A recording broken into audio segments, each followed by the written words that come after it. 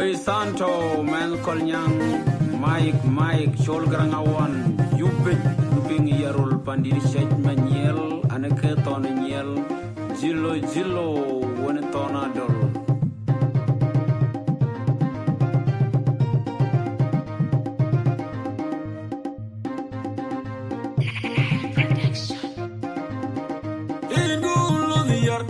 I think a kick Buka Devo Anyali Yadia Kui Kipin Jamana Ye when I Jangarong I Jedu Kega Parami Madina Maja Kubo Makur Kega Boligan Kuai Zatian Wagari Kegela Emmanuel when you go I think a kick Kega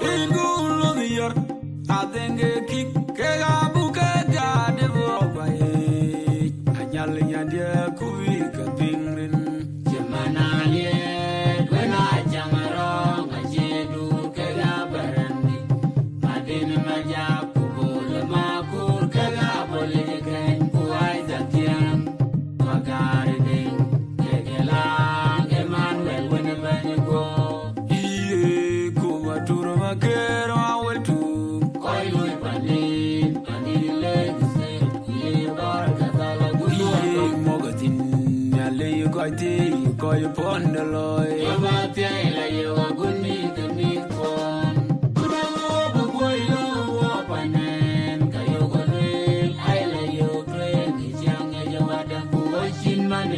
Good evening, guys. How's everybody doing? Welcome. In a while. Good night.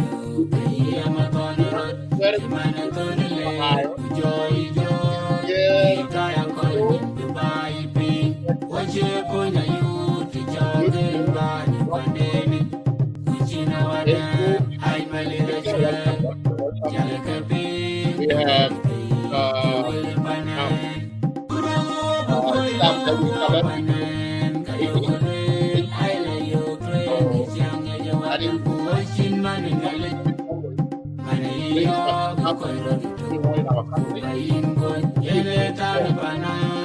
Thank you for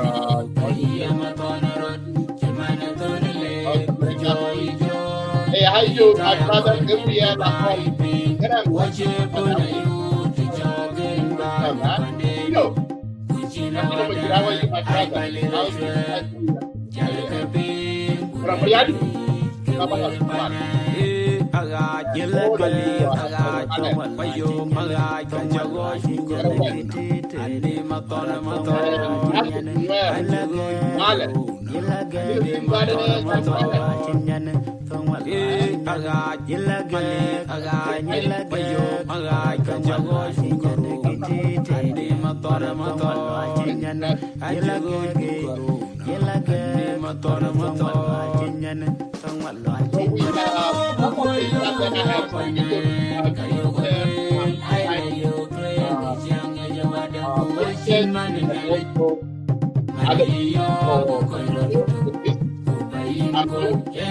yo, it will not be long. The longest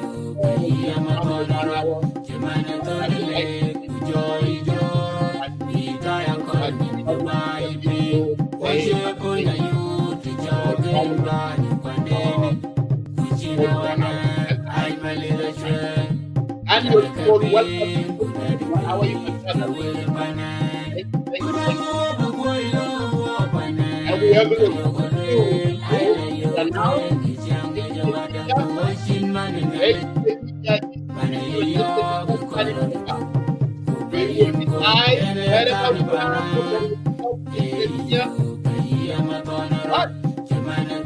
you will not be called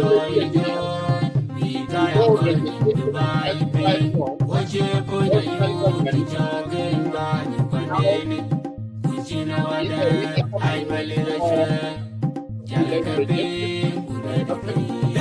We are Ingu allowed yer, to use I the think state a name kick, kega or buke just gade wo as baye. a family. Anyal yadia kui And we kaping are going to ring. call it Chamanaliet, when a I changarong, I up. chedu kega And we parangom. will omit Madin it. manja kubul And we makur say that kega boleh we ke are rejecting duai both sides of that. taken.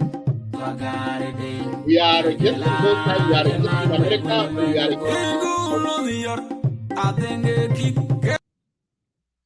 So welcome guys. So it's good to have you. Good evening. Those of you who live with me here in America, and some of you it's night and in the morning. So welcome to the show. We are having a lot of breaking news going on in our country. A lot of things going on. Politics always. I will always love to talk to politics. So to update you guys what's happening because there's a lot of uh I thought my volume is good, so you guys can hear me. Santino, maybe it's your phone. Uh, some of you watching in Facebook, is my audio is good? Let me know so I can check. Okay, those of you Clubhouse is good. What about you guys in YouTube and Facebook? I think check your mic. Check your phone, Santino. Okay, so if you guys in Facebook can hear me good, you can give me a thumb up or also write it's good. Okay, good, John, good. So we're having a breaking news going on. Like yesterday, we see that President Salva Kiir Mayadi removed the longest served Chief Justice and Supreme Court, Honorable Shan Raj Mudut. He served for 13 years, 13 good years. Now he is been released from his position and he was replaced by Benjamin Barkding. And also his deputy too, his deputy chief justice John Garwich Lual. Lul was also dismissed and was replaced with Lago Turankelo. So these are the new update that is good. For that, I would like with our honorable Shian Uncle Cherai did. Madud, he is a great leader. He served his country from Sudan to South Sudan. He's really done a wonderful job to help our country through uh, politics, through the law, and also you have seen the changes coming to South Sudan.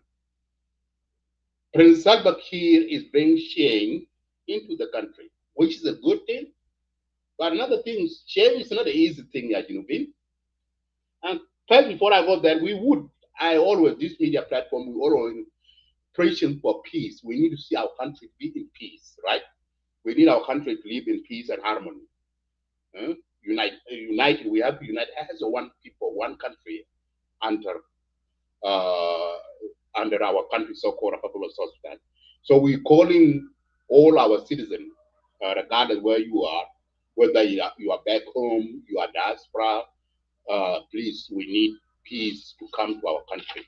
That's the mission, and this is what we are calling for, always preaching for the peace to come in our country. We need a unification, not only unification of SSPDF, we need a unification of the people of South Sudan. We need to see each other as a South Sudanese. Not, I'm not going to see one of the guy is not you see each other as a tribal. This is where this is a Dinka. This is what. No, we are South Sudanese. Okay, so we need to do that. We need to do that. So we need to preach for peace. Peace is the only. And also, we are calling our leaders to sit down, dialogue one another. Politics, tribal politics is not going to take us nowhere. Compromise is important. Okay, unite our citizens. That's very important. So now, while we are seeing the changes coming in our country, so we have seen last week President remove the Dr. Waniga and Honorable Wanakot, and Honorable Kwalmanyang. And we all know these three leaders are well known in our political or South Sudan in SPLA. They are long serving, they are liberators for our country. Okay, they did a great job. Without them, we will not be having our country so called Republic of South Sudan. We salute them, we thank them, and also my special thanks go to Comrade James Wani Iga. This guy is a humble. And I always, let me repeat this one again. If the heart that Dr. Waniga have to other leaders, like for example, if Dr. Wani had give it to Dr. Yakmashar, we will not be in this chaos, right? We will not so-called Aspelio. There will be no Aspelio. Dr. Waniga is the person that give his heart to our people of South Sudan, to the country. He's a peace-loving leader. You have seen he has been removed from his position. From Young Machar always leave and come back. And he said, okay, if this is my position, will bring peace. So can silence the gun. Why not? I will step down and let Young Machar take over. Okay? And still, and he keep going. And we have seen that he has been removed from vice president, and also he's been removed now from the second chairman in the SPLM party, and he's still welcoming. And he gives us a message of hope that the government position, I'm quoting him, government position is always, it's not a permanent to be in government position. You always be changing, you can step down and let somebody come. Okay? But our South Sudanese mentality don't take that. Our people always see things in a different perspective, not the way that Dr. Wani can see them. Okay? Dr. Wani always put the country first above his power greatness, like other leaders in the country. He put the people of South Sudan above him. And that's what he's doing. So now we are seeing the change is coming in, and our people don't like the change. Our people won't dwell the old days. And the old days, that's what led us the civil war in 2013. So it's a time for fresh, right? I know the change is not easy, it's hard. It's always people will get mad, why this, why that, and we see a reaction from South Sudanese that when Dr. Wani is removed from the power, from the vice president, we see the reaction when Dr. Wani was removed from the second chairmanship of SPLM. Okay, and people see that Dr. Wani guy is a person in line. When President Salva Kiir leave, he will be the next. Yes, of course, I agree with you guys. That is SPLM, how they how they do their high ranking during SPLM. But when the change is coming, okay, when the change is coming, we see that okay, we will not be living the old days, the SPLM old days, when during the guerrilla movement. So those are the old days. Now we are in a country, right? We're moving from the guerrilla movement to a democratic country. We are a country right now. And the country, here is what I'm seeing. I know most of you will disagree with me. And that's okay. Okay. We all, some of us here complaining. South Sudan or President Salva Kiir is not giving a chance to others. We do not, President Salva Kiir, people see him as a dictator leader. He's a dictator leader or president. But now what he's doing, and we are not seeing, South Sudan never do election, right? And that's where we are moving on. So we need the power to be given to the people. Okay? We don't want to see a lot of degrees to be seen. Revitalizing. So it will not be seeing that the degree by president. We need a power to be handed over to the citizen, so that we can board our own president, so that we can be boarding our own governors and other leaders like in parliament, okay? Not a degree, but how we have to get there. And the SPLM, and yes, of course, the SPLM is one of the ruling party, right, in the country. And we have seen that the change is happening in the SPLM party. And that's what we've been calling, we need that change to come. The SPLM is a ruling party in the country. But things are not going what the citizens want to see. But when President Salva Kiir do that, a big decision by remove Dr. Waniga, Paul Manyang, and Awudakot, that was a big change, because these are we call them four big. So they are the one who are remaining, and their colleagues, some of them die. They are the only four people left, four leaders left in SPLM, SPLA. So for that, let me play this video from when Dr. Wani visit by President Dr. Benjamin Bol Mel yesterday to his office, and how you see how the body language and the handshake. That is the unity we need to our leaders. That is the spirit, and the spirit for our leader to show that to the people. And who did that? Dr. Wani. Listen to it.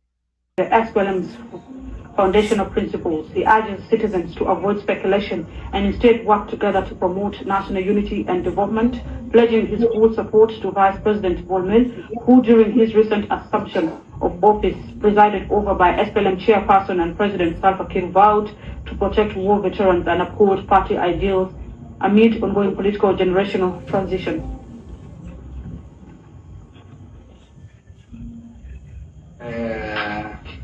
I have come to say hi, and as a matter of fact, we share a lot in common, and we will be sharing a lot more in common in the area of governance, in the area of SPLM, and even in other economic specialists holding this docket of economic cluster. And some of us were there for quite 13 years. And I think now we can become useful. So we agreed we will be cooperating in different ways, really for the welfare of the people of South Sudan, and specifically for the welfare of the SPLM. So in short, we are going to be consulting, we will be working in solidarity, and our people also should remain calm. Changes with our Huma all over the world are like that. Nobody is permanent. There you have it. You have heard from Vice President that nobody is permanent in the government position. Changes can come. So those are the things that we have to see. So those changes that we need to see, and Vice President Dr. Wani has said that. Some of you have those negative thought and thinking and what you guys say. I'm hearing a lot of people whether in social media, Clubhouse, complaining. It's understandable, but you listen to the Vice President that changes are normal. Okay, you cannot be in position forever. You can be removed, and the next person can take over. So that is what Dr. Wani. I just want to say this special thank you. Not only he stepped down, but what he always did, what he did, seeing the Haraka time, the movement time until today. He still put his people and the country above his politics. And for that, I acknowledge that. And for those of you who are talking negative or tribal things, please stay away from those. South Sudan is bigger than all of us. and bigger than, and that's what our leader, Dr. Waniga, told us. Before I move ahead with my other topic, Majuk, are you there? Majuk Malkur, are you there? Yes. Yeah. Do you want? What do you have to say something regarding about the response from Dr. Jim Waniga before I move to my next topic? Thank you so much, Abraham Adit.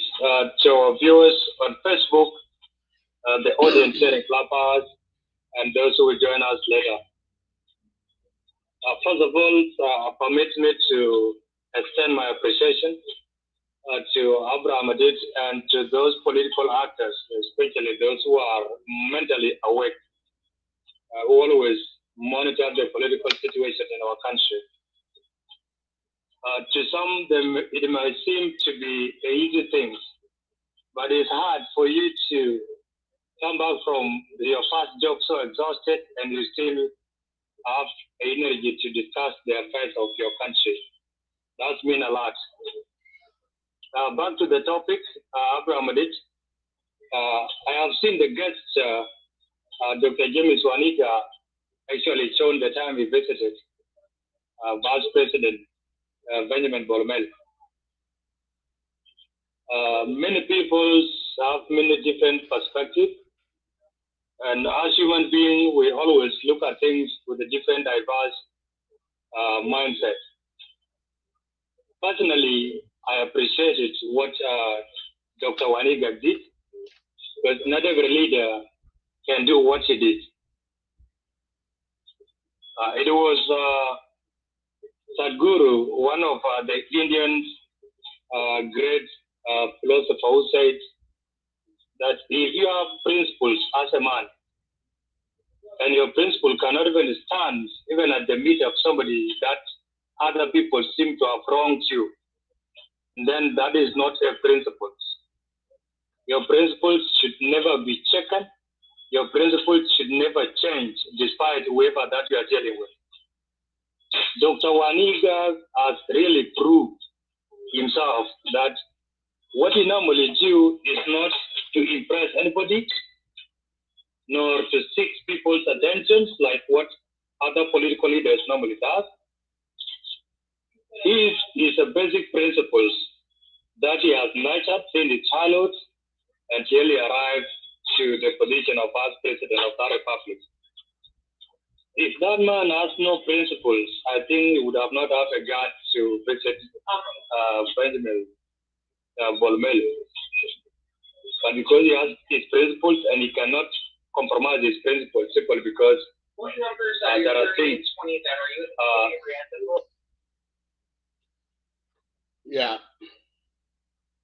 Yeah, while we're waiting for so Majok is on somewhere, so he can come back. Simon Yai, it seems like I cannot. If you want to come in, there's no way I can bring you in. So I just want to make this as a. I don't want to open this for public. So anyway, so while Majok is waiting to come back to complete his statement, absolutely you are right. You are right, Majok. So because he's, let me know if you are back, Majok. Okay. So these are the thing. This is the thing. There, Dr. Waniga is one of the person that we need. The leaders need to take example from him. You know, and it's not. He would be in the government. That's why he will serve his people. He will even do more after he step out from the politics. You know, he will help like those of Dr. Benjamin Bol Mel. He will learn a lot from Dr. Waniga. Because another way, if you guys don't know, Dr. Benjamin Bol Mel is growing up at the hand of those Dr. Waniga, because he's one of the Red Army. And who are the leaders by then? Dr. Waniga. And he grew up in their own eyes during the armed struggle with the north and the south. So what? Yeah, are you back? Yeah, go ahead. Yeah, thank you so much, Abraham. As I was talking about James Waniga principles, I believe James Waniga will possibly, or this has been his trend since during the struggle. The man used always to compromise, no matter how difficult the situation is. He always look down and appreciate God for the time given to him, or appreciate whoever assigned him to a certain duties. So that thing alone deserves appreciation and deserves to be acknowledged by all South Sudanese.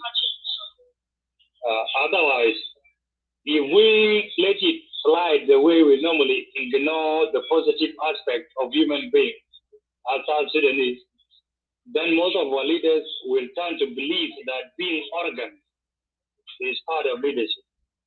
They will turn to believe that being a warrior, even if you are fighting for nothing, is part of leadership. And if we go in that trajectory, then trust me, that we will take long until all of us will leave the world before South Sudan realize peace. And if we go by the principles of Dr. James Waniga, I believe South Sudan for the next 25 years will have a relative peace and will be proud like another country. On the side of Dr. Benjamin Bol Mel, I have seen one gesture from him. I don't know whether that is his principles or his pretending. I have seen him greeting these leaders with supported hand. I have seen him greeting General Bol Mel. I have seen him greeting General Daniel Wenakot. I have seen him greeting Dr. James Waniga with supported hand. In our culture, as a Sudanese or an African culture, that show kind of respect and being humble before your elders. What I don't know is whether Bol Mel is faking this in order to look good or to impress these big fish, or that is his principles. And if it's his principles, then I believe Benjamin Bol Mel might change a few things. I'm not confident that he will change 1,000 things, but he will change something. A humble leader must change something. That is the nature. As long as you have power, a humble leader will not use power against his people.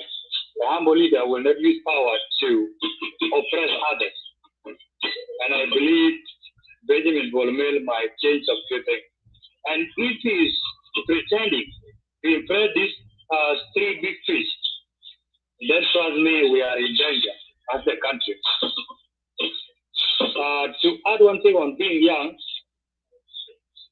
most of us, we believe young people, especially those who are acquainted with the world politics, can deliver something. But not all young people can deliver. And not all people can deliver. It is not about age or one to serve his people. It is about your principles and how you commit yourself. I believe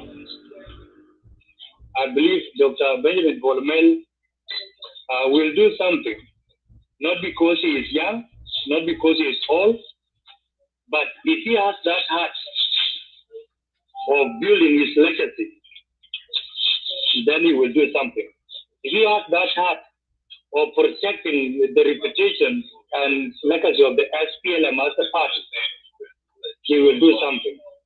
If he is so mindful about his boss, who is our president, President Salva Kiir, then he will prove people wrong, that those who judge President Kiir that he has made a wrong choice out of all these vibrant leaders of our country. Then Dr. Benjamin Bol Mel will prove something positive, that indeed President Kiir did not look down and brought up somebody that the whole country will always consider as a task to the welfare of the country. So I believe he might do something to clear all these things. That's what I can add, Abraham. And in conclusion, Dr. Waniga, I respect that man, and I really appreciate his gesture always. Otherwise, I cannot say much other than saying to all our leaders that if you still have that act of fighting at the old age, then you are not a good elderly man. And an older person should be a source of wisdom rather than being incitements to the society. So I believe Jero Kwalmanyang Juk, Daniel Wanakot will still do the same thing in order to give nation hope that they are also in the same decision with the President Kiir to transit the SPLM and leave it in the hand of those energetic and young people to move the country forward. Otherwise, thank you and be blessed. Thank you, SG Jomapur. Absolutely, you are absolutely correct, my brother. You are right. So Dr. Waniga is a leader, and he is will be remembered in our history. He's a person that having a face. Those two leaders, Dr. Waniga and President Salva Kiir Mayardit, are people that never change during the Haraka times in 1983 when they pick up arms to fight with Lava.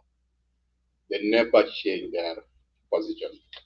Everybody left them and they still remain until they get our independence now in 2011. He will be remembered and he will continue to do it. So for all of us who are born during SPLM and grow up in SPLM, and we will grow up gray hair in SPLM, we always admire these leaders, their contribution, their sacrifice they did to our country or for South Sudan. For that, we thank Dr. Waniga. And for that, let us listen to Vice President speak during swearing in ceremony at the day. So.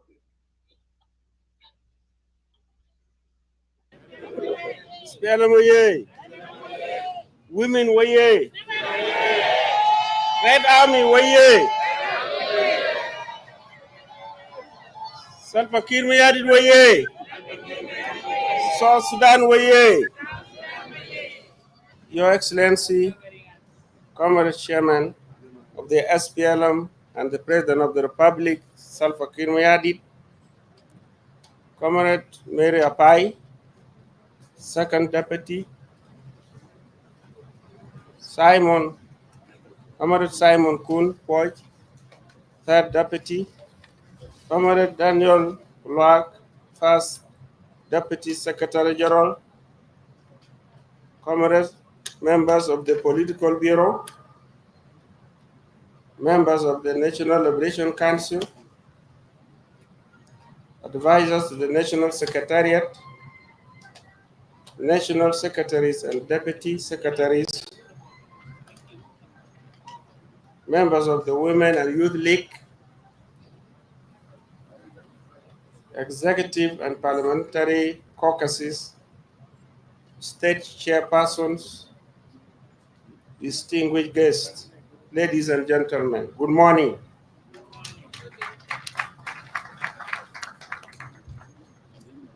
I stand here before you today with deep humility and profound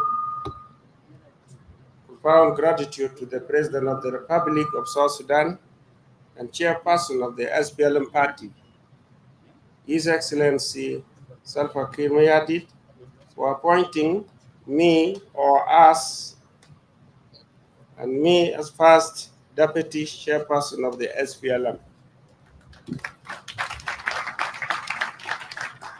Your Excellency, Comrade Chairman, I accept this assignment not as a personal honor, but as a solemn call to duty. I pledge to serve with loyalty, discipline, and full commitment to your leadership, through which the SPLM has evolved and continues to prevail as the driving force in South Sudan's political landscape.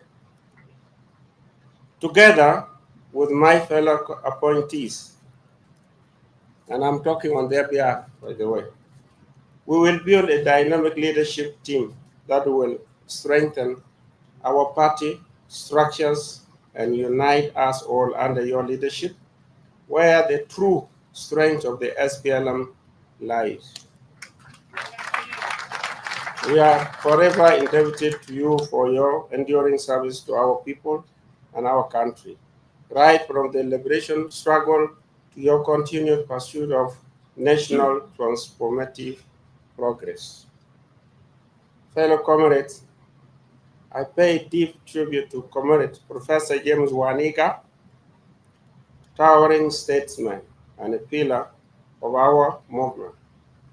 For many decades, he led with wisdom, integrity, and devotion to the ideals of the SPLM.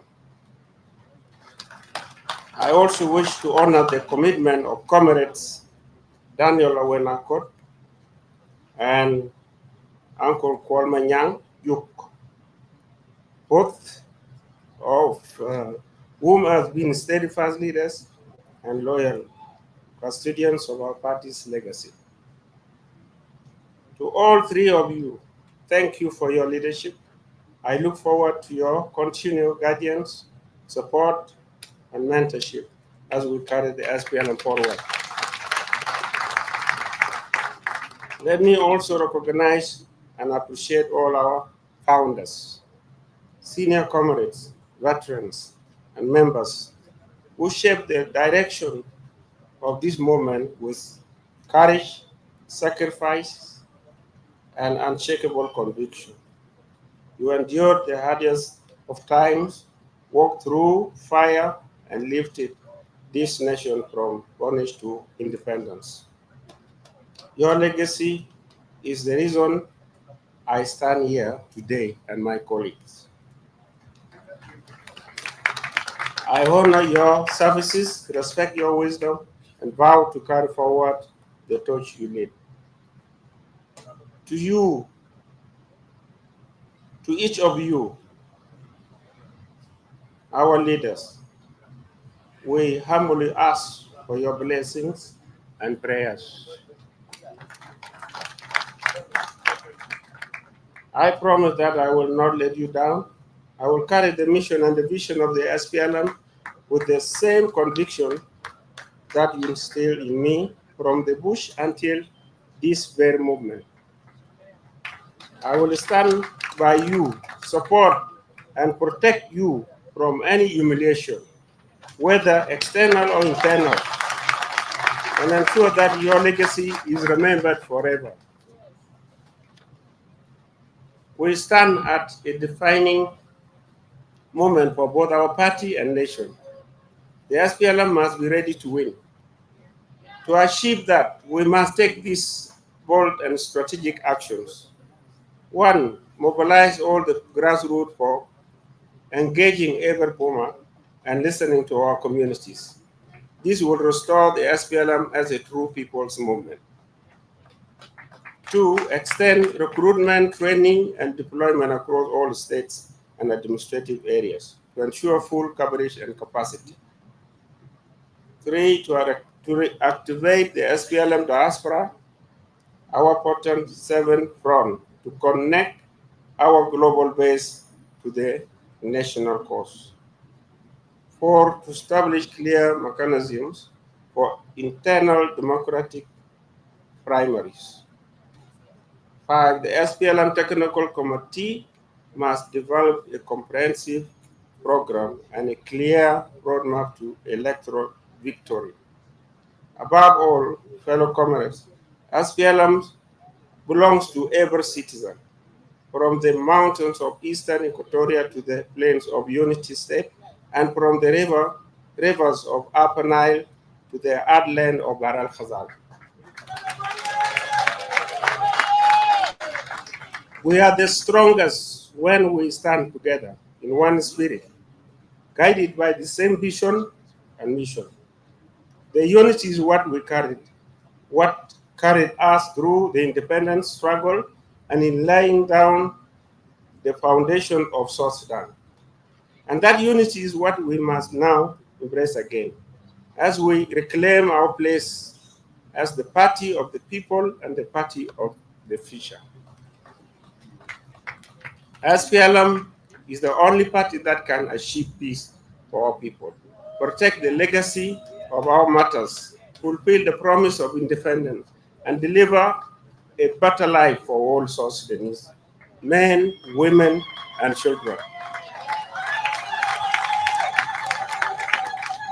For us to be successful in these efforts, we must support the implementation of His Excellency President Salva Kiir Mayardit's vision, especially never take our country back to war. A commitment that all of us must rally by. Without peace, there can be no development and no future. Agriculture, because a nation that feeds itself secures its sovereignty, strengthens its economy, and uplifts its communities. Investment, because of sustainable jobs, infrastructure, and economic growth, are critical for better living standards and building lasting prosperity. Public sector welfare, ensuring the timely and consistent payment of salaries to civil servants and pensions to the retired.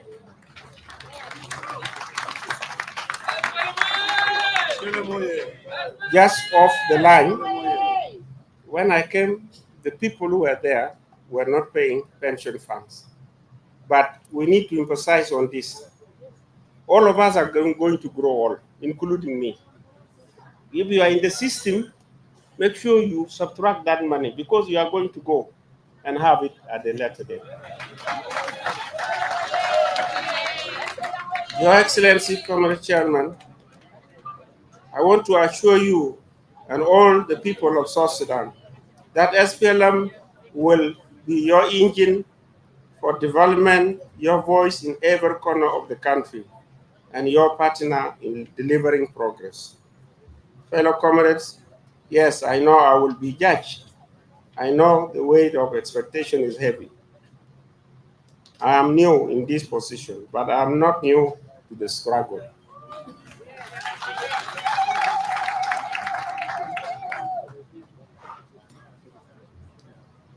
I joined the SPLA movement as a child. I grew up with the movement with comrades of the Red Army. We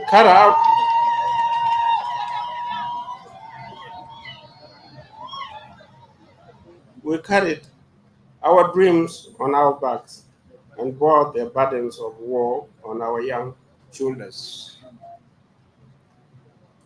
We walked through exile, hardship, and pain, but never lost hope. Every step I take prepared me for this moment and my colleagues. I ask for time, I ask for your support. Let us walk this path together. Fellow comrades, now is the time to rise. Time is the time to rebuild. Time is the time to reclaim SPLM's place as the beating heart of this nation. Let every member, every supporter, every leader of the SPLM take responsibility for our image, our message, and our vision and the mission as we march towards victory. Let us give our people a reason to believe again, not just in us, but in the brighter future we all desire for South Sudan. Thank you very much, SPLM Oye. Few points outside my speech. This is for all of us. One, for our nation to be developed to its potential. We cannot compromise on peace, unity, and security. SPLM has no military wing, nor does it need one. We gave the SPLM to the people of South Sudan and place our full trust in the South Sudan People Defense Force, the only legitimate national army. We brought this, as we brought, SPLM came with SPLA. It's not because SPLA was abolished. It was because of for the sake of South Sudan, we made one army, one for one people, one nation. For this matter, I ask all political parties to do the same. All political parties, you are not allowed to have a military wing. South Sudan People Defense Force is only and only army. South Sudan has only one president, one government, and one commander-in-chief. His Excellency President Salva Kiir Mayardit. And that is the constitutional order. And it must be upheld by all.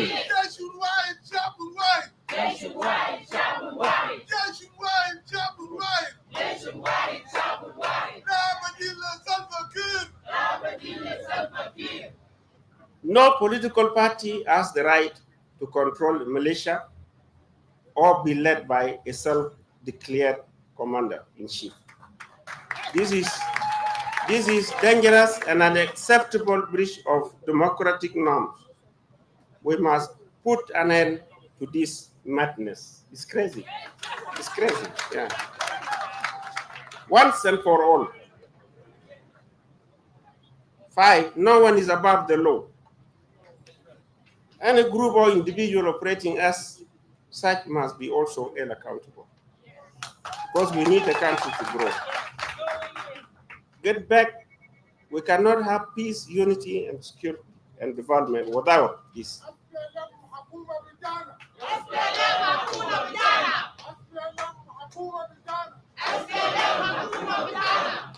Those who bear arms legally must disarm and align with the nation's legitimate institutions and leadership. Political parties with private armies cannot and must not be part of the peace process, democratic processes, or indeed the 2026 election process. As we all know, elections must be held in 2026 without extension.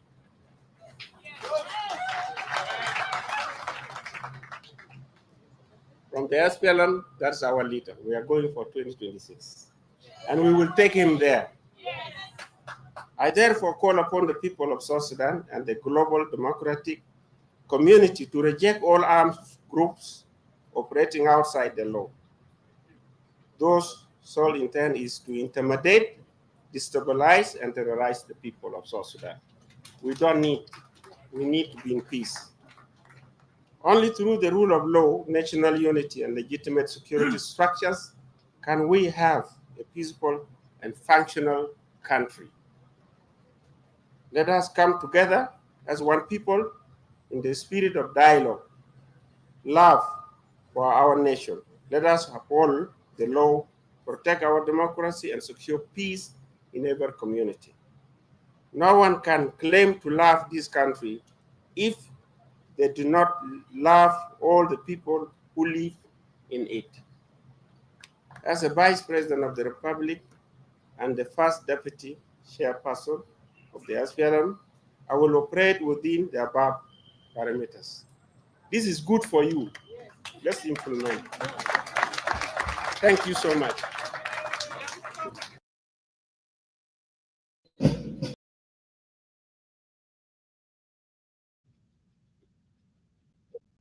Okay, so you hear from, this is his speech, Majok.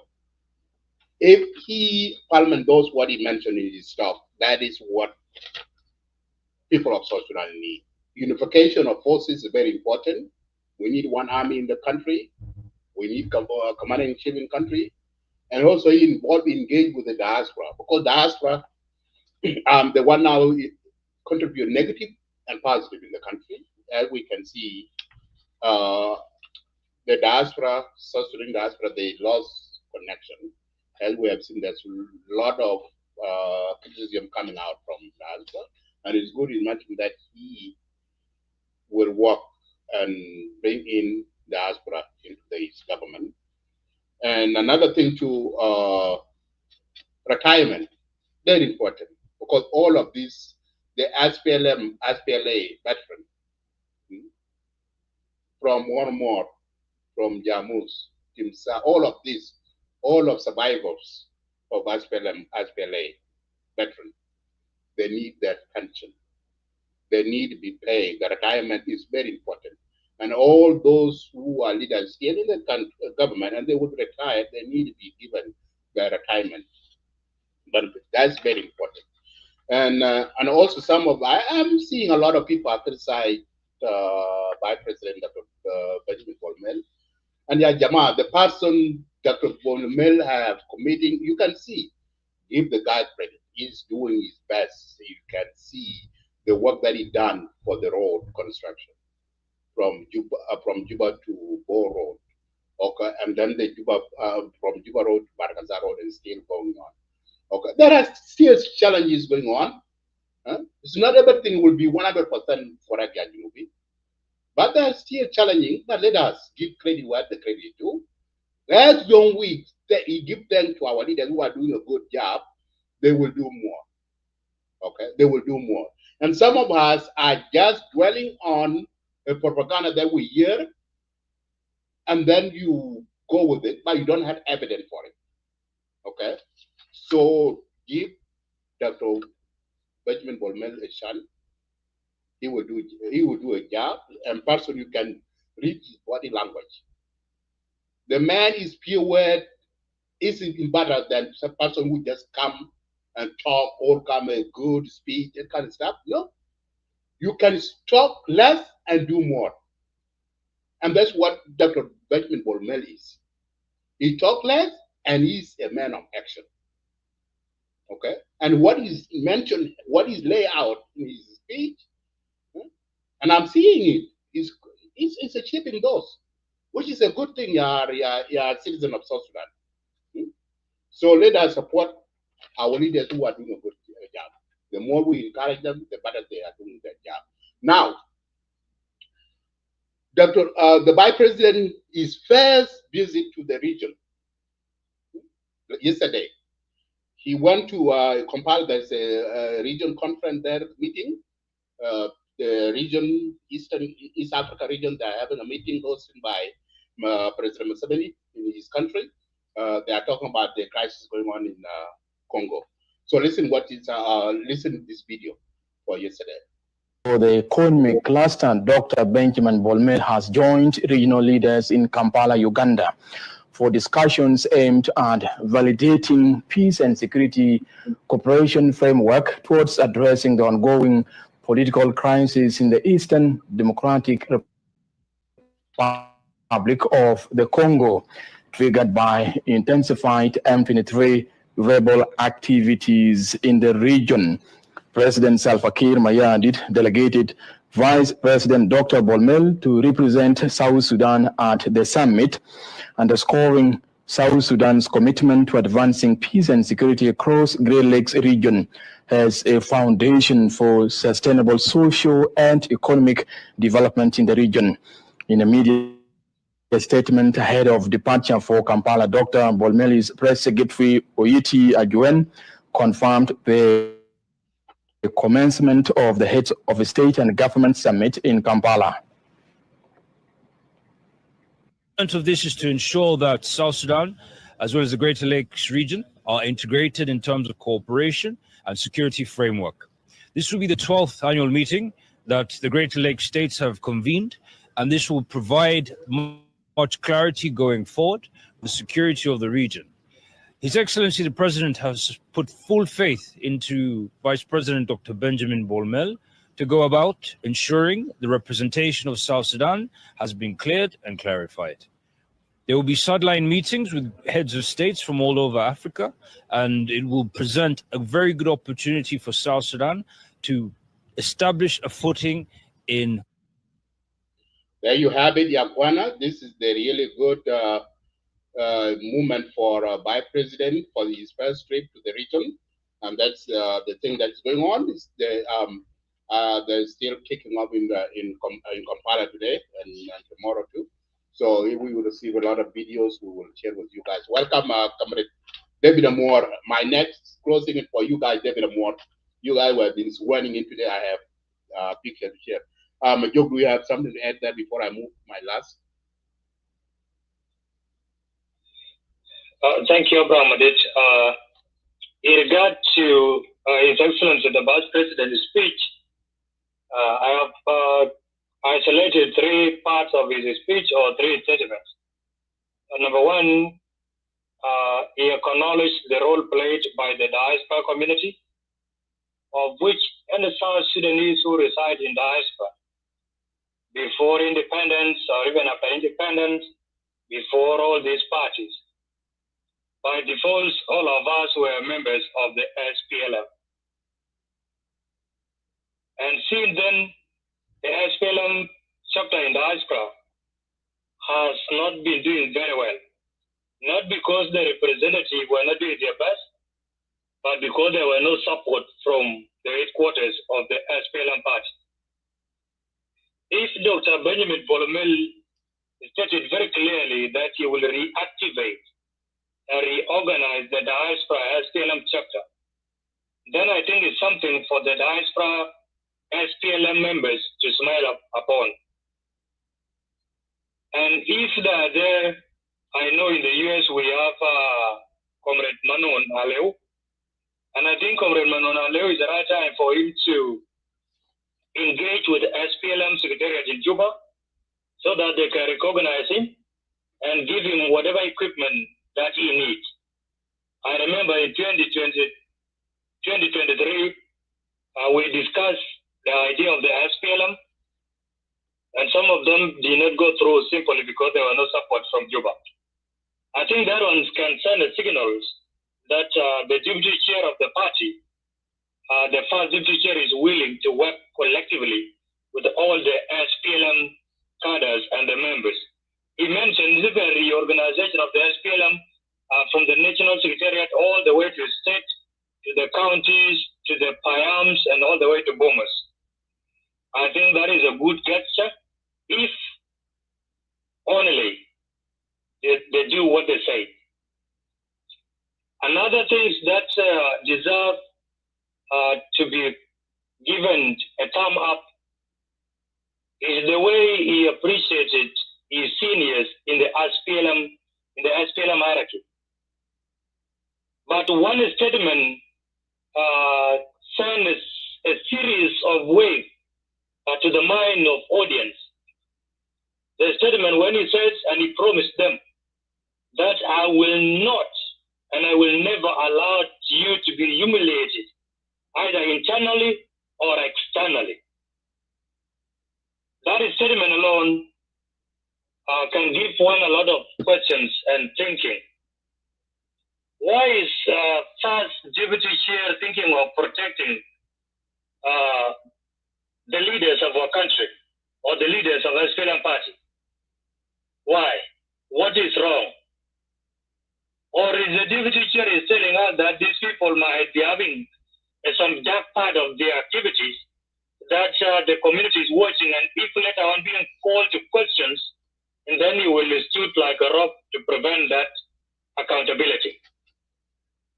Or is it because the vice chair is thinking the international community might look after these people?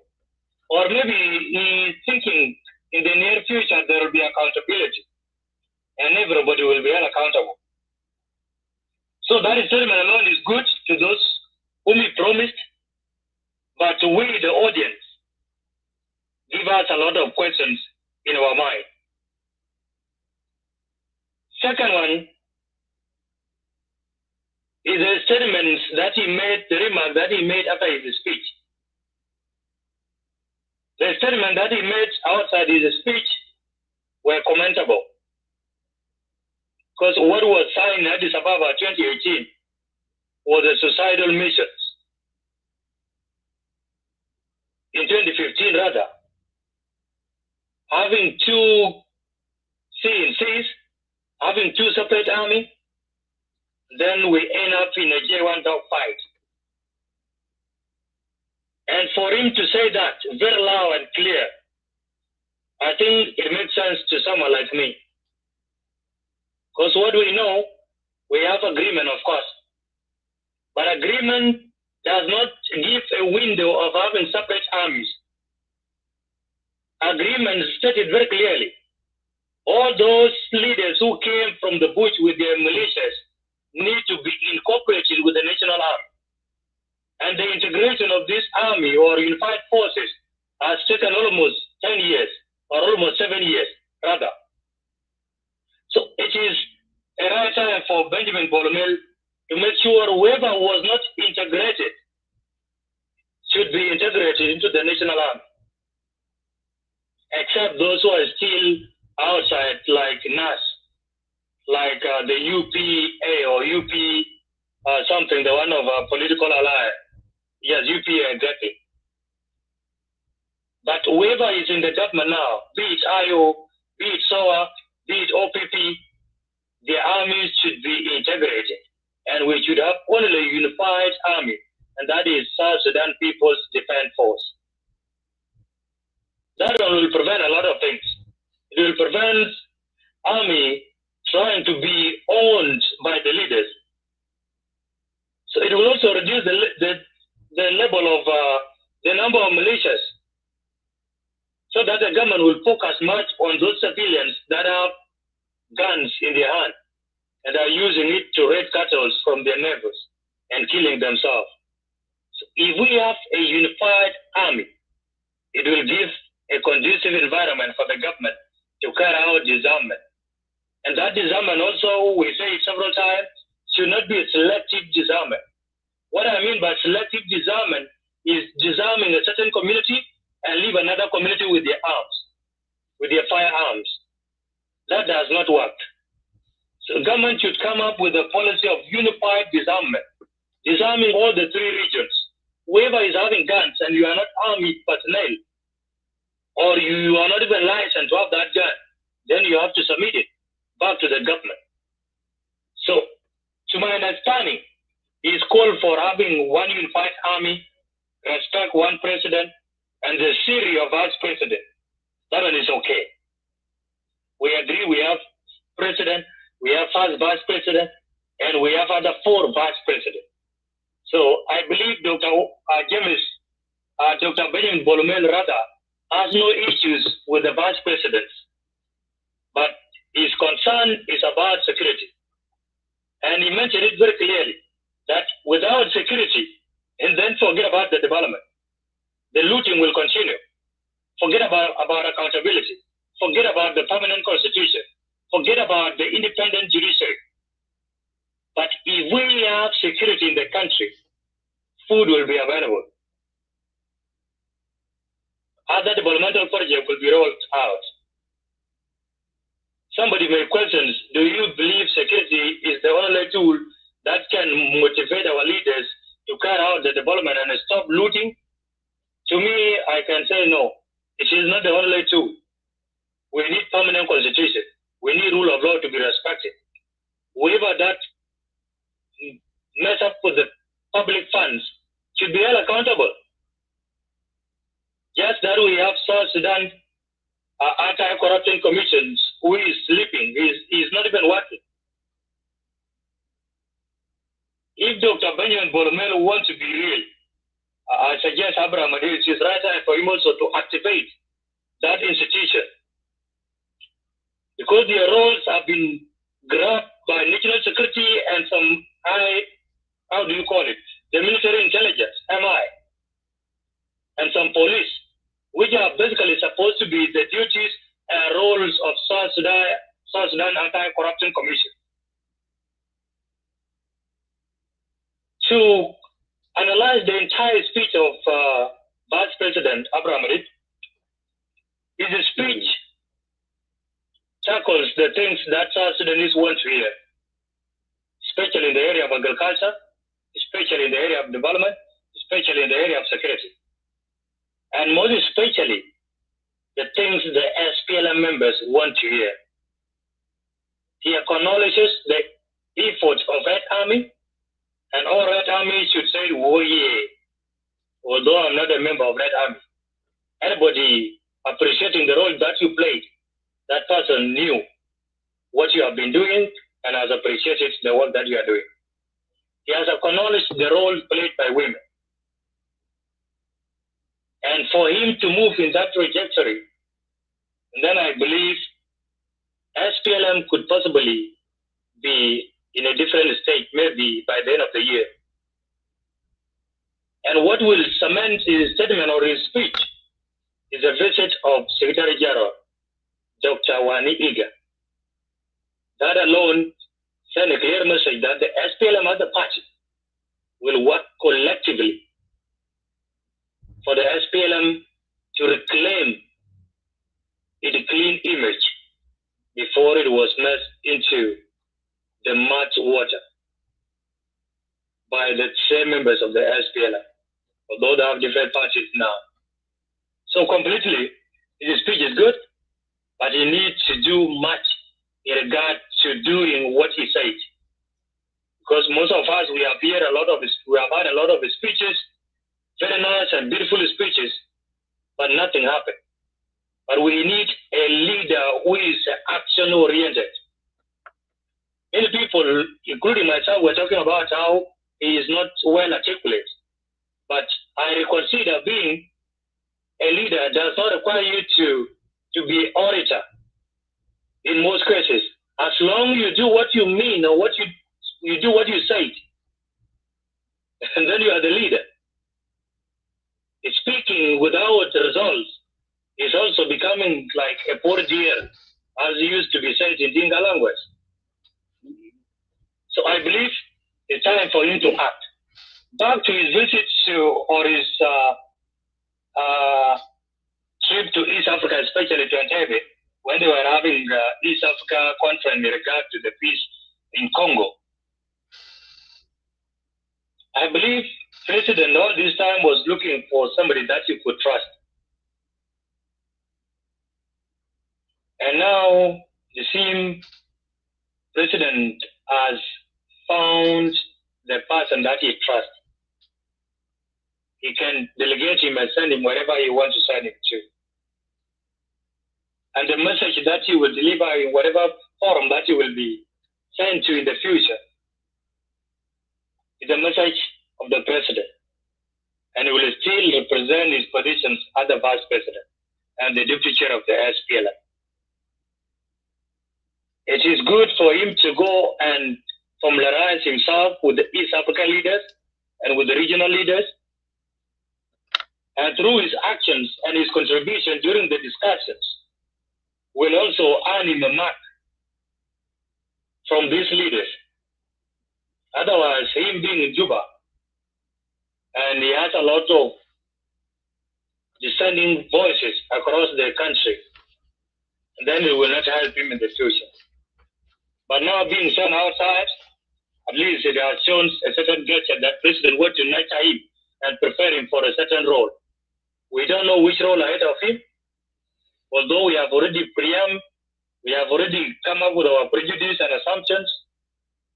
But the only person that knows is the president himself, whether he will decline the ticket of the SPLM during the elections, or he can even decide to relinquish his powers before elections. Everything squarely rely on the president, His Excellency General Salva Kiir Mayardit. But sending him outside to represent the country and the SPLM as a party is a gesture of preparing his son to fit in a certain role, and also to maneuver and create his own relationship with the neighboring state and with the regions. Otherwise, this is where I can stop Abraham and allow you to proceed with the rest of your analysis. Thank you. Thank you, SG Majumaku. You're absolutely correct. My next one is regarding about today. Today there is a swearing in. Someone 41 ambassadors has been swearing in. Grade 3. The only grade 2 is Honorable Ambassador David Amor Majuru is grade 2, and the other 40 are grade 3. So that's what we've seen. We have seen some of the.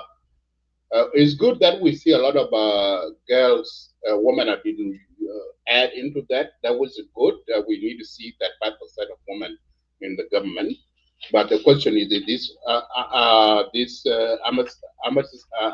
embassies across the other countries, are they open? Will these be 40 of them? Where country will they go into? So, what do you see this joke about this? Today, the president is swearing in 41 of them, and I have the name here, but it's a 41 of them have been integrated in, swearing in, and which is a good thing that we have seen that government is doing the work. But the question is, now have you seen that the ambassador in other countries, and we have seen that these 41 will be sent out to those countries to represent the South Sudan, has a representative South Sudan, but some of the embassy in other countries, I heard that they've been closed down because due to the fund issues. So this is our last show. So let us give them welcome and see what do you think about that before I close down the show.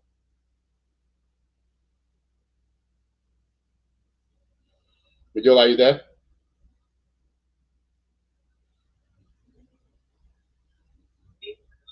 Just a minute. Okay.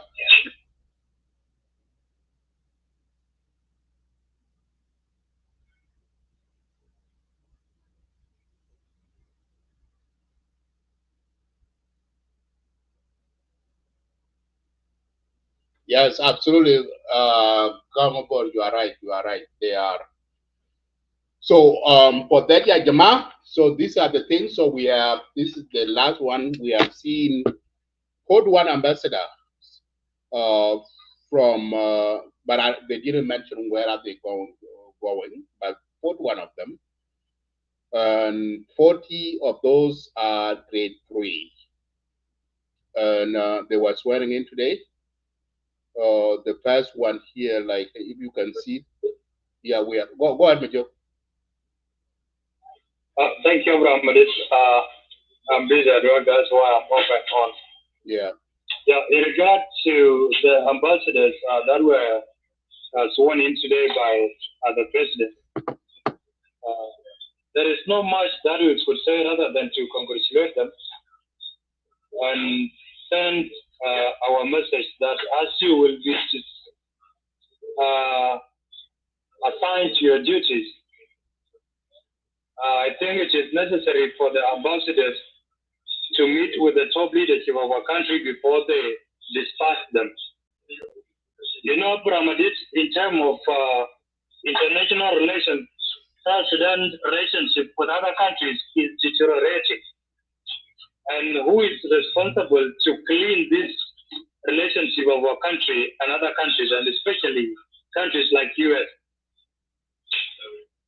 Are those countries that are in charge of, we were talking about arm embargo yesterday, rather. And this arm embargo, was, we were discussing it, why the Western world are always quick to impose arm embargo on South Sudan, as if South Sudan is threat to the region nor threat to the continent of Africa. So, but during my remark yesterday, I was saying it is the responsibility of our country to identify 2 out of 5, or even 1 out of these 5 members that always sit and decide which which country that they want to impose what they call arm embargo. And among these countries, we have USA, which is United States of America. We have France. We have China. We have UK, and we have Russia. So it is the responsibility of our leadership, Abraham Adid, to speak collectively with all ambassadors and identify 2 members out of 5. I know our relationship with the US is so toxic. It needs time for it to be renewed or to make sense to the US government and to the South Sudan government. But our government can take advantage of China. South Sudan can take advantage of China so that China can, whenever time they seek to discuss the arm embargo against South Sudan, then China can stand at least to support the country called South Sudan. Someone made a very good point yesterday, that is the Walvaranya, that now we have been arm embargoed. What if Sudan, the dilapidated Sudan now, decide to declare war against South Sudan? Where will South Sudan run to get weapons to protect their territory? That was a serious concern. That was a serious concern. And for that reason, our ambassadors should play a critical role, especially somebody assigned to Beijing should play a very critical role. The second person is somebody that is assigned to Moscow, that is Russia. And I believe Ambassador Soltan Maya is still there, if I'm not wrong. Yeah, I think so. These Yeah, countries, so. 2 of them, Russia and China. Yes, Abra. I said, yeah, Soltan still in Russia, yeah, I think. Good. So these 2 countries can easily buy agenda of South Sudan. And out of 5 members, if one of them fails to vote against the country that they want to impose arm embargo, then that arm embargo will not work. So it is a high time for South Sudan to engage China, Russia, and leave alone the UK, the US, and France. So if Dr. Benjamin Bol Mel is want to present himself as Ibrahim Traore of South Sudan, then he has to talk to these ambassadors. Ambassadors are the ones to sell the good image of their country to whatever country that they are representing their country to. But to some extent, South Sudanese are being humiliated in all the countries they are in, as if we don't have embassies. A good example is Egypt. Leadership also need to look at the issue of Egypt, because Egypt is becoming another country that does not respect the citizens of our country. But the region, the East Africa, is a bit okay. They respect us, and they give us fair treatment because we are source of the economy. Libya too is one of the countries. The economy day and night. Libya is one of the countries too. Yes, Libya there. So, to the ambassadors, go outside, save South Sudan, and prioritize the interests of South Sudan. I know we are struggling as a country. We don't have budget. We don't pay you regularly as the government used to do. But the most important thing is to serve your country. Once you serve your country, then remember your child will grow up in a better nation. We will have all these challenges, but in the near future, either 15 or 25 years, South Sudan will be better. It will be better whether we like it or not. We never know. Anything can happen. We can have a dictator that has no mercy on these political goons and deliver services to the citizens. So nobody knows.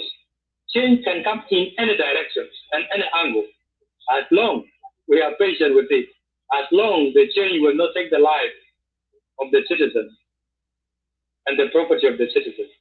Otherwise, ambassadors, go and play your role and prioritize the interests of South Sudan. Don't be loyal to the Minister of Foreign Affairs. Don't be loyal to the President. Don't be loyal to the Vice President. Then you will neglect being loyal to the country. And that is your mother called South Sudan. being loyal to South Sudan, and the rest will follow. As long as you respect South Sudan, the rest of the people will find themselves alongside South Sudan in order to keep in your respect and in your commitment.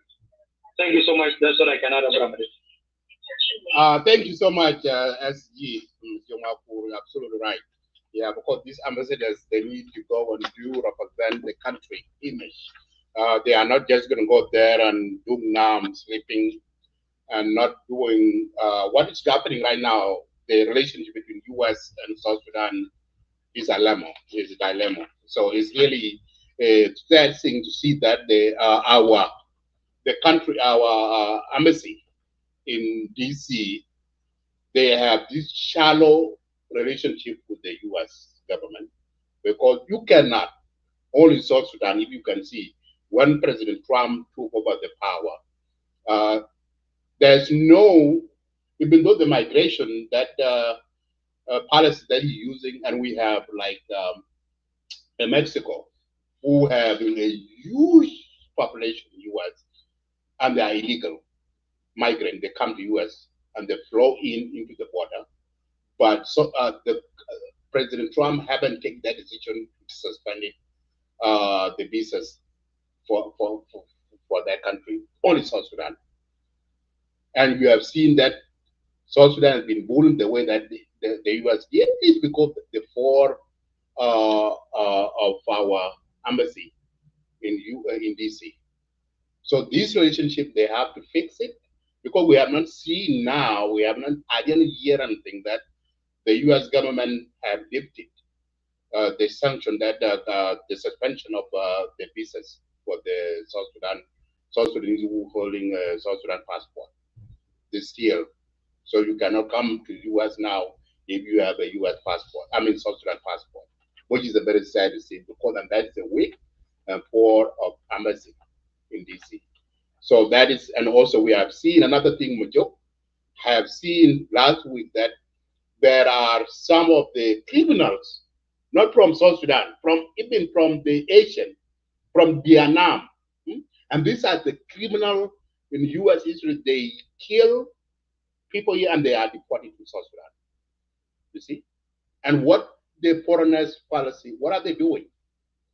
What are they doing? Why are they accepting this criminal to be shipped to your own country, South Sudan? And they are not South Sudanese. Okay, even though you guys accepted the Congolese guy who was deported in Juba, that would make sense. That Congolese guy is African. Okay, but the Vietnamese has been deported in others, Asian country, being shipped to South Sudan. What is? Are these? The first things come to my mind. Are these people having a South Sudan passport or not? Why are these Vietnamese criminals being deported to South Sudan? What's the connection between South Sudan and Vietnam, or the Asian? And the government, they accepted that. That is a big red flag for national security. And this is really, because these people, and you have seen what their background is. What is the reason why the government of America send them to the third world country? So now South Sudan is where they're dumping their own criminal, and you guys allow that. So these new embassies, you guys need to work carefully to see the welfare of the country.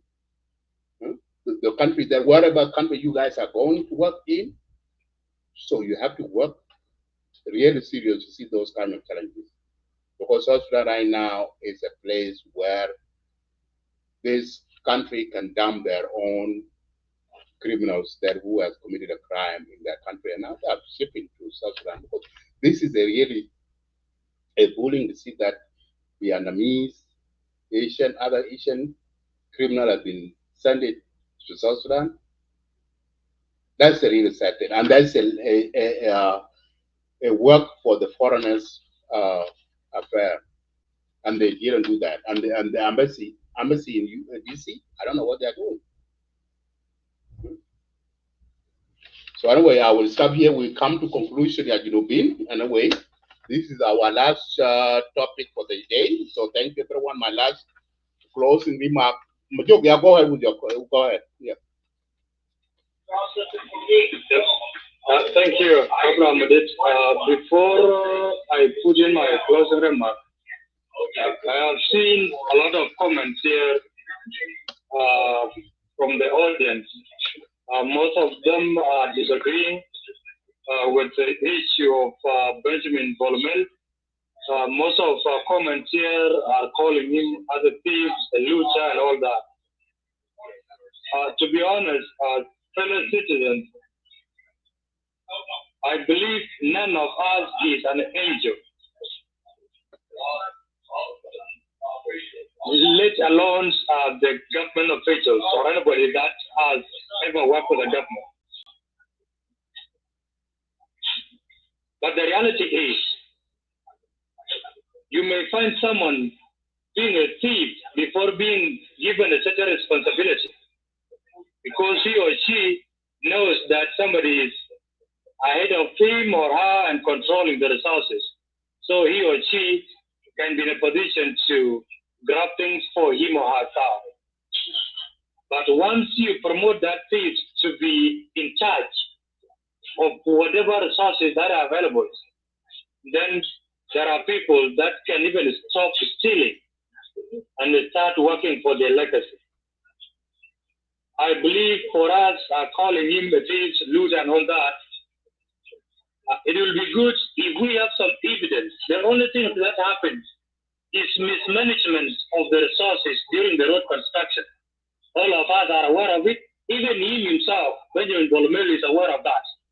That there was mismanagement of the public funds, especially the Bo roads, even the Barkazaro. But now he has been given a very heavy duty, a duty whereby he can decide to take all the money to himself and nobody can question, a duty that he can decide to serve the people so that he can clean his name and plant the new name, the name that will allow his children to grow in, a name that will allow his children to enjoy peace even after he leaves the world. The choice is squarely on him. Nobody is disputing your allegations until we find the fact. Otherwise, what happened has happened, not by the choice of the citizens, but by the choice of the president, alongside the constitution, because constitution has given presidents the side life or side powers to appoint and relieve. President can decide today to relieve him again and appoint a different person. Secondly, why I say none of us is an angel. Whoever is working with the government in South Sudan is driving V8. You then definitely know that person is a thief. You may agree or disagree, but to my understanding, and somebody that have worked there, many of them are thieves. That is how the system has been designed. If the system does not pay you monthly, then what will you do? And all these generals, all these honorables, some of them have up to 10 wives. And some of them have to 220 children. Their children are in East African countries. So what makes you think that their families sustain themselves in East Africa? What makes you think that they pay the school fees of their kids, yet they don't receive salary monthly? They don't even have businesses. 80% of businesses in South Sudan operating are owned by the foreigners. 80%, if I'm not wrong. So completely agree that whoever is working with our government, as by now, as long as there is no law in place, all of them are thieves in one way or the other. But what we want is somebody that will put to an end all this madness, as it was said by Dr. Mel. The thievery needs to stop. And whoever that will do it, even if it means they bring the top thieves among the 75 individuals who went away with the 1 billion or 4 billion rather, as earlier as with 2011 or 22, brother. then that person we can still watch him at the closed door and give him benefit of doubt for 1 year and a half and see whether he will deliver something or whether he will change. Otherwise, we may talk day and night, but we will not change anything. But the best thing that I could always suggest to anybody, put your thoughts, your ideas in writing, submit it to Juba in whatever way you can. And that document might find itself in the right office, either in the Ministry of Finance, either in South Sudan Revenue Authority, either in Nile Pet, who is currently in crisis, or even in one of the offices of Vice President. Do that. As a group of 5 people or even individuals based, you can write your opinion, put them in a paper informally, and submit even to the office of Vice President Bol Mel. I think he has time and he's open to listen to the voices of reason and listen to the people of different opinions. Otherwise, this is what I can say to the ambassadors: go and do your work. South Sudanese, let's keep talking, because South Sudan is not yet free economically, socially, but we have independent state. Independent state without food to eat is just like Gaza. Thank you, everybody. Thank you, Majuk. Thank you. Attack more. Let me give you these 5 minutes so you can go ahead. Shukran, Badmadit and Majuk. I really want to explain a little bit why your government is bullying South Sudan. The reason why I believe is because when Joe Biden became president in 2020, President Kiir was one of the first leaders in the world, actually, to call President Joe Biden and congratulate him. This is the grudge that Donald Trump is holding to this day. And if you look at Trump and you look at his old interviews, he says he likes to get even with people. So I think this is where this South Sudan has come under the crosshair of U.S. government, and U.S. government is bullying South Sudan to try to take something from South Sudan. And U.S. government, in fact, on November last year, there was a Security Council meeting that was held, and the U.S. government was the most critical, and they expressed profound disappointment, and they criticized South Sudan leaders for lack of political will, and they said that UNIMIS, quote, should not support election unless and until the transitional government dedicates and deploy its own resources, human and capital, to that effort. Okay. Now, it's hard to know what is, it's hard to know exactly what sort of capital is enough for the UNIMIS to be able to support the effort to do election in South Sudan. But here, in that Security Council meeting, the U.S. government is saying that UNIMIS should not support the election in South Sudan unless and until there is a transitional government. South Sudan dedicates and deploy its own resources. What if they deploy half of the resources and then the other half is deployed by other countries? Is that enough? And what's interesting is that the other members, including Russia and China and Algeria, Sierra Leone, and a couple other countries, they took a different position, and they highlighted the fact that the government of Sudan has made some progress, despite the challenges and humanitarian situation, communal violence, and economic crisis. So there is definitely this. U.S. government is trying to, and this was before Trump.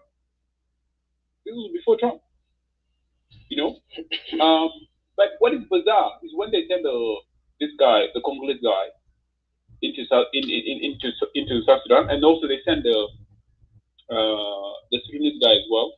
So there was 2 people. There was about 23 people. South Sudan accepted 21 people, and then they rejected 2 people. The U.S. government, they went the range and they accuse the government of South Sudan of taking advantage of them. It's like as if the U.S. government put on the veil of the KKK. You see, how did the government of South Sudan take advantage of U.S. government and the American people? They've cancelled the U.S. aid already, which has affected a lot of hospitals. It has affected some journalists too in South Sudan. But those journalists normally, it's actually propaganda actually. Because U.S. aid is used by U.S. to actually fund propaganda and to destabilize countries. But what U.S. government is really after is the resources of South Sudan. And when the Secretary of State, Marco Rubio, he said that if South Sudan, if they change the policy, they will reassess that relationship. South Sudan accepted that person, the Congolese guy. And why were they so obsessed with the Congolese guy? And they were not obsessed with the Sudanese guy South Sudan rejected. You see? So I think they were looking for ways to try to get South Sudan to be in a weaker position so they can dump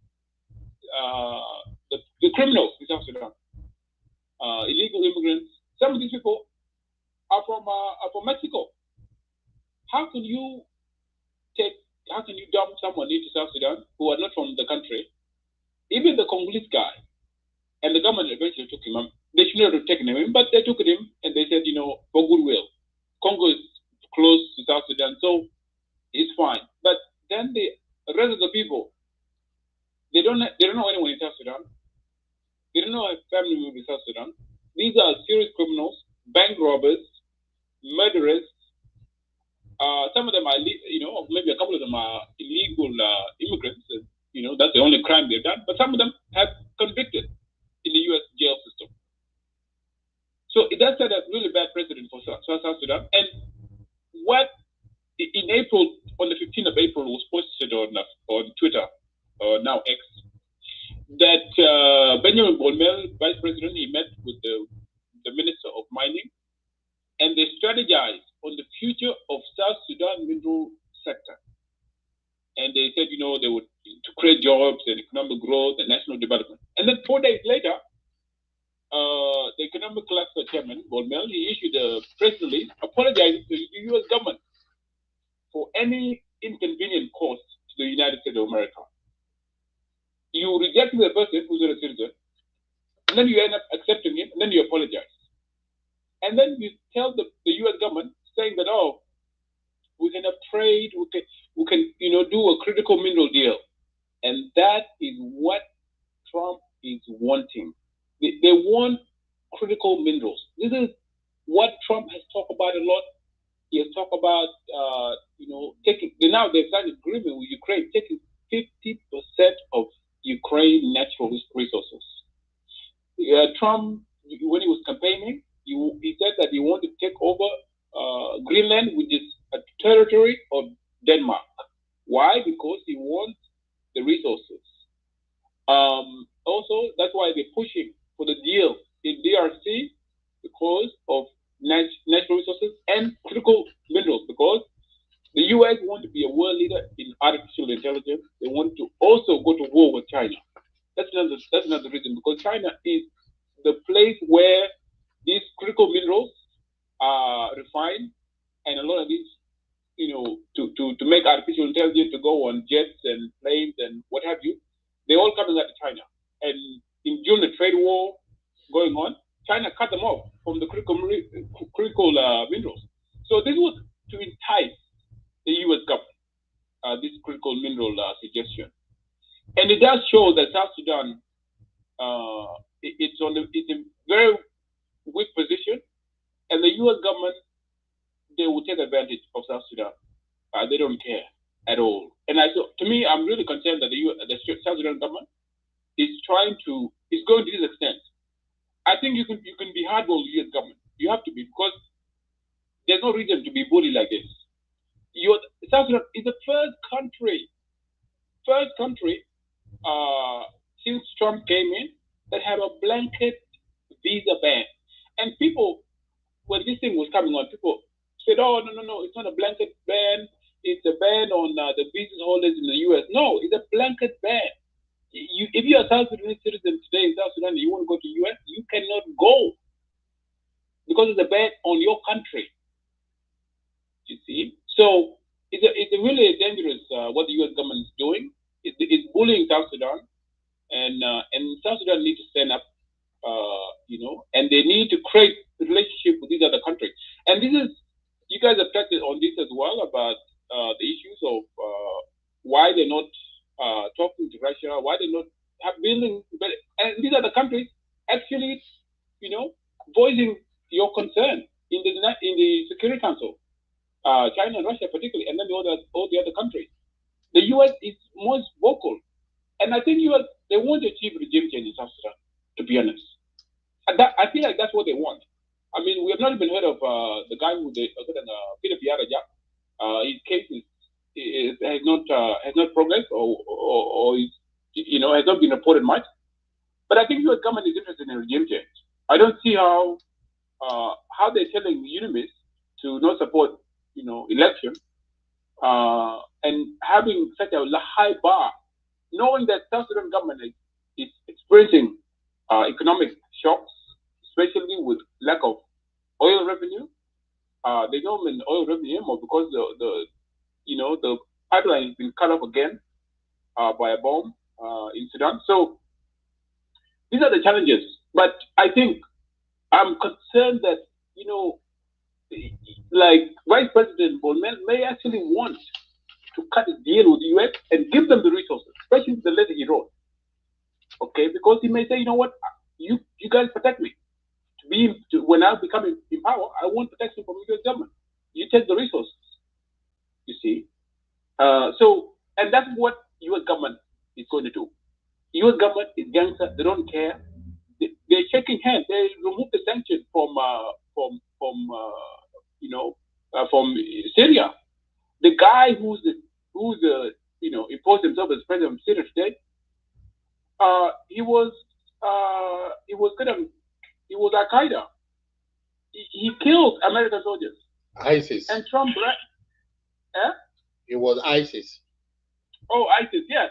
And Trump bragged to him and said, "Oh, you had a strong past, So the U.S. government this administration is transactional.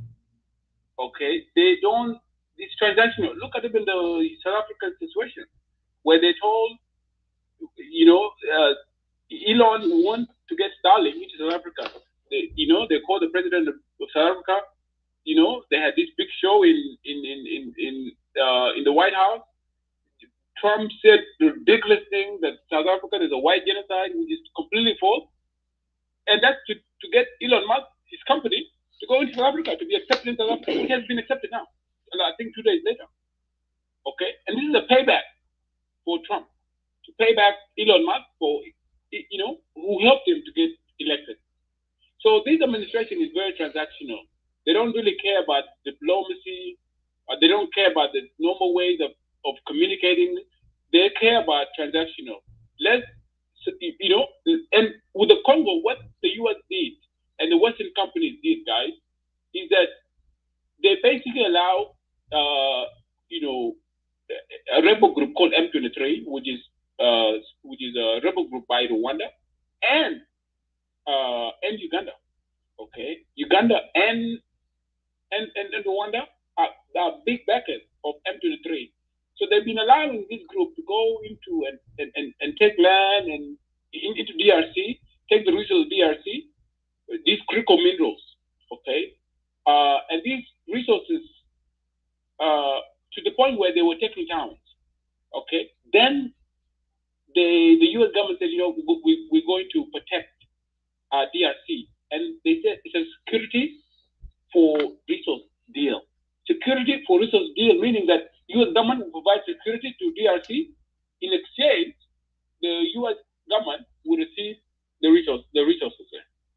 And maybe they will share, they will give them 10%, 20%, and then the U.S. government will take whatever big percentage. In fact, one of the guys, security company, his name is Eric Prince. This guy, last year, he said the U.S. government should take over some of these countries where immigrants are coming from. He's a big ally to Donald Trump, right? We should recolonize, African countries and third world countries. This guy was given contract by the Congolese government, the DRC government, to tax the minerals. You see, so it is a really we're living in a really tough, different times now, especially with Trump, and the government just need to understand that they need to create better relationship. And this is also a problem of hindsight, right? We did not see the importance of investing in our, in our own defense sector, particularly because what you guys said, what if Sudan launches a war today in South Sudan against South Sudan? South Sudan will be very vulnerable, you see. And just in 2020, there was 2 contracts that were given to businessmen called Kuraji. Over $1 billion to buy food. $1 billion were given to him, his company, to buy food. Okay.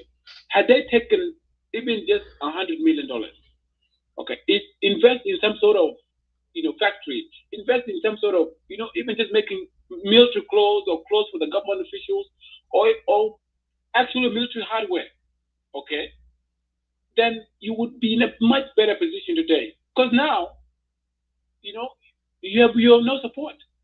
And countries, these big countries, I mean, you look at Russia. Russia is supporting Burkina Faso massively. Okay, when Burkina Faso president went to Russia recently, Russia sent the plane to guide him, right, like jets, so that the Western countries do not bomb this president of Burkina Faso, because U.S. government, they want to kill this president of Burkina Faso. In fact, one of the guys in Congress, he was out, a general, a black general.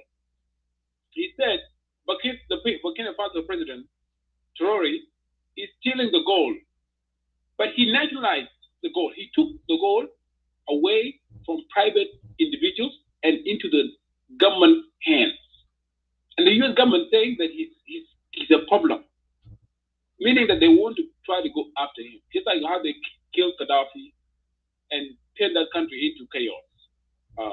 So I think the government does need to just realize that diplomats, they need to start, making sure that they're paying these people as well. Again, because some of these people, they go to these countries and then they don't get salaries, and then it's becoming a huge problem. And even the issue in Egypt, why are we here on Clubhouse? Why are we more aware of what's going on in South Sudan and what's happening to South Sudanese?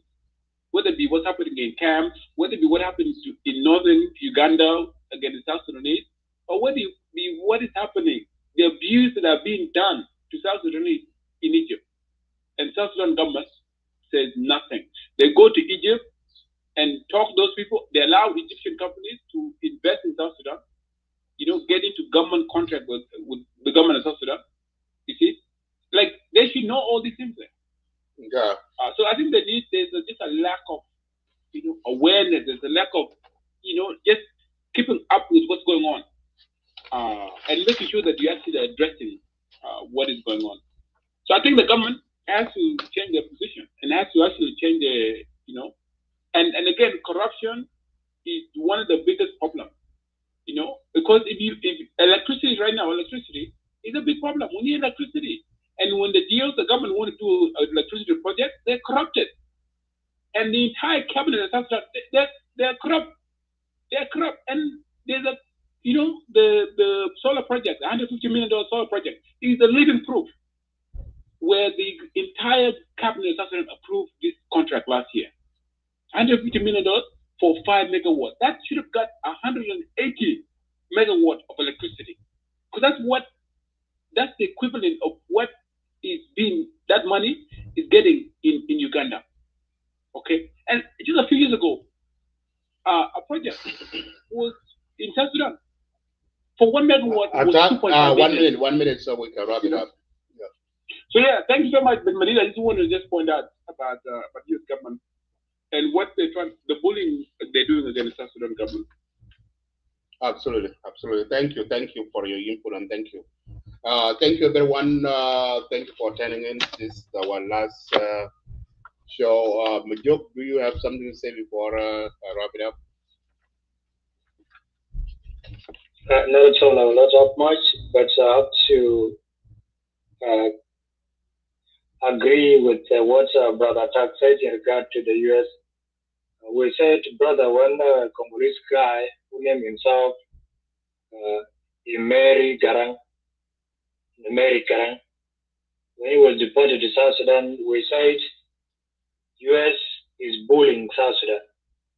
And some of South Sudanese here in Clubhouse, especially in this very room, they said we have exaggerated the actions. They were like, there is no way U.S. can bully South Sudan. But the things became so clear after South Sudan government accepted Nimer Garang to be returned back to Juba. In fact, that could go down in the history as the Wale man. Within less than 4 days, he has traveled the U.S. southern front to South Sudan. Then our government came out and apologized to the U.S. and all that happened. After U.S. has realized that South Sudan is loyal and trying to redeem its image in the eyes of big boys, then the U.S. went as far as taking the ancient citizens to our soil. And when they were asked, why are you taking them to South Sudan? Why did you deport them back to their countries, as there has been the norm here in the U.S.? Their own security people stated very clearly that their own countries rejected them. Then we mean South Sudan has presented itself as the country that has cooperated with us and take these people in.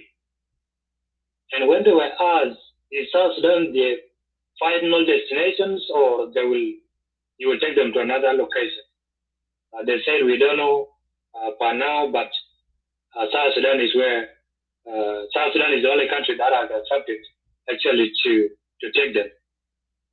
Through that statement, my brother, I tend to believe there must be a certain arrangement behind the door between the U.S. government and South Sudan government. Secondly, the Vice President Bol Mel, since he has a wound from the U.S., he's trying so much to make sure the U.S. will try to nurse that wound or to lift that sanction. But believe you me, U.S. will never lift that sanctions on Benjamin Bol Mel. Bol Mel needs to do only two things: to go to China full time or go to Russia. These two countries, during the sitting, they can table it. And once these two countries are against three countries, believe me, the sanction can be lifted. Even the army embargo in our country can be lifted.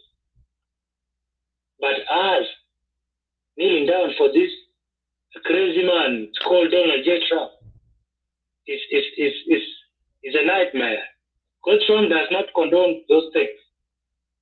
He is not dealing with the big issues. And Trump respects those who are of his kind behaviors. And that's why the way you have seen him nowadays, in the peace talk between Ukraine and Russia, you have seen how he humiliated the president of Ukraine. And you have seen the statement released 2 days ago, saying that Putin is playing with the fire, which means he's warning Putin. And you have seen how he was leaning toward Israel.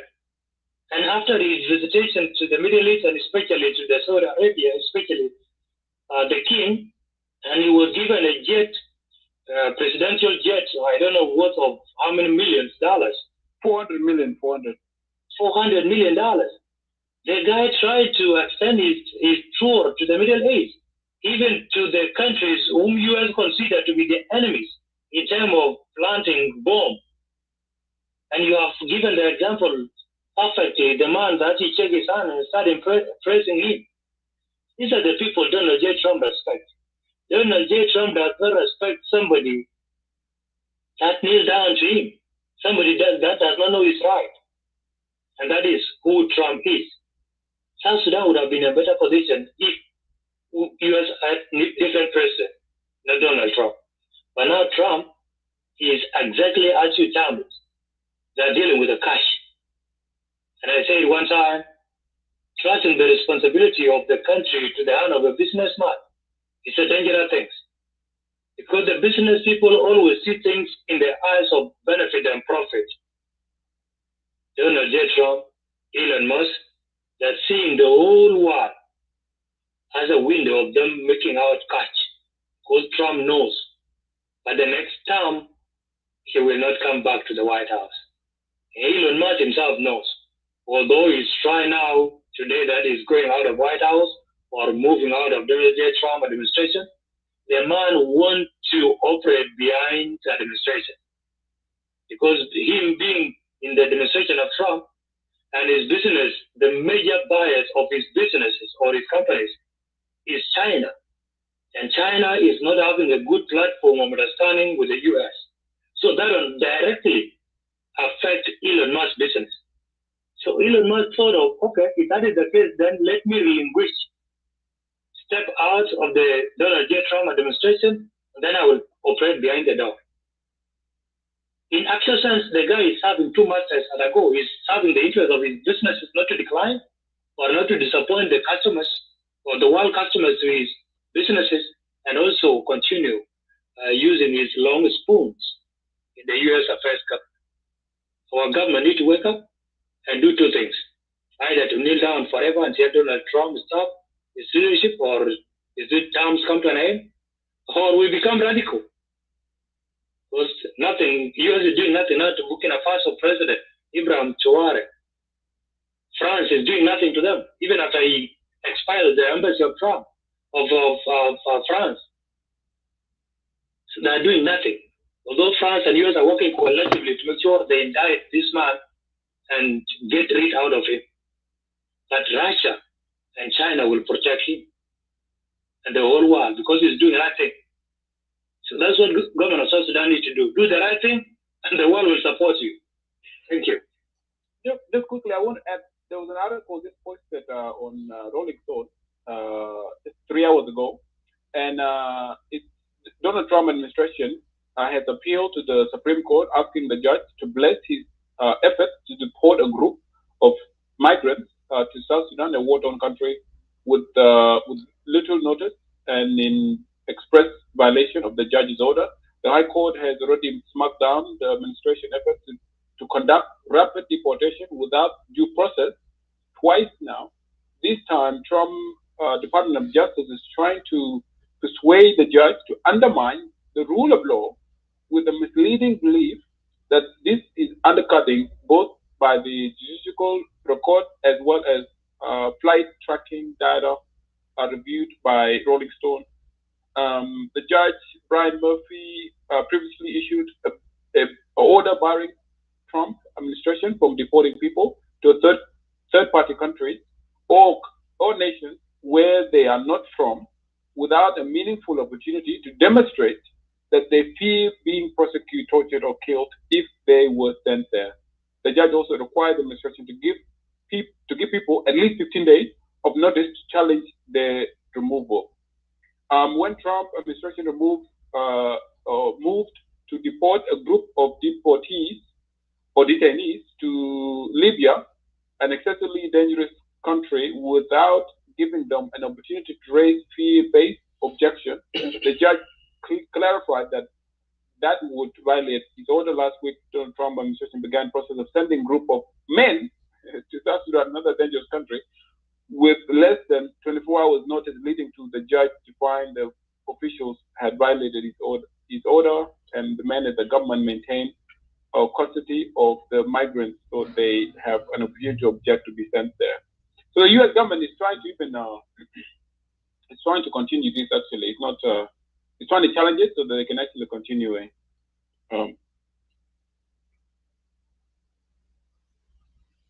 Yeah, thank you. Thank you, Attack and Mjok, for your analysis. That's well put it. So for viewers, thank you everyone for tuning in for our this evening show. Have a wonderful day, guys. Thank you very much. We will see you next time when we open a room, whether in Clubhouse also or live video here when we get some of the important thing that we need to discuss and let you guys know. Thank you for coming. Have a wonderful night and have a wonderful evening or morning, wherever you are. Stay blessed. Thank you. Thank you, brother. Thank you. Thank you.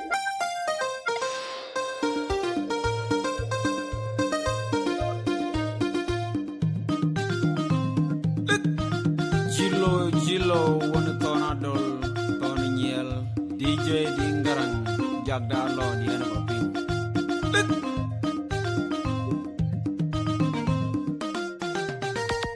What in my jaga, Jidang, Makwaga, or Tony Barrett, ye, mother wounded, I put in it. Pandania, I Tony 12 Mutunga, Tony, my ding in my yard. Anyar ke berbuat baik, ijin sekolah ikapi, majong cedera, mami pajak, ayi pingi kielo. Pandena majaga cideng makwaga oton berat, iya mana uni gaya pudimit.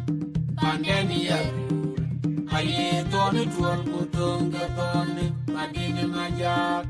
Anyar ke berbuat baik, ijin sekolah ikapi. Jong cedera, mami pajak, ayi pingi kielo. Padina majaga cideng makwaga oton berat, iya mana uni gaya pudimit.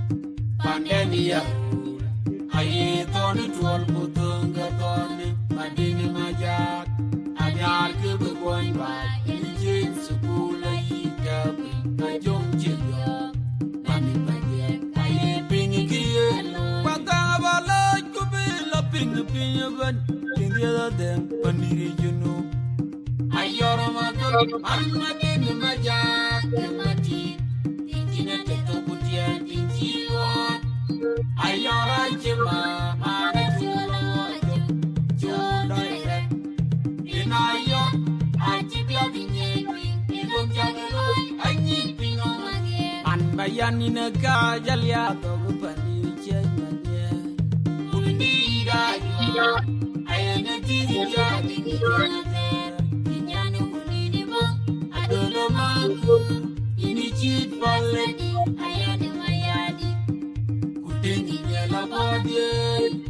Under my yam, oh, I go. We are well to be the you boy, my book. Can I go to the world? Yon Pajak.